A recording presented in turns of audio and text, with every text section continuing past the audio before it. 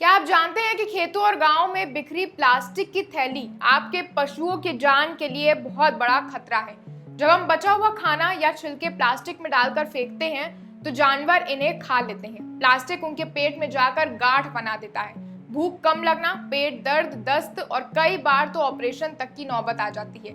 इसलिए इसे silent killer कहा जाता है। बचाव इसका बहुत आसान है। खाना और कचरा प्लास्टिक में न डालें, छिलके कंपोस्ट या डिब्बे में डालें, प्लास्टिक की जगह कपड़े के बैग अपनाएं। याद रखिए कि आपकी छोटी सी सावधानी आपके पशुओं की जिंदगी बचा सकती है। अगर ये जानकारी उपयोगी लगी हो तो आर्यन टीवी कृषि को सब्सक्राइब करना ना भूलें।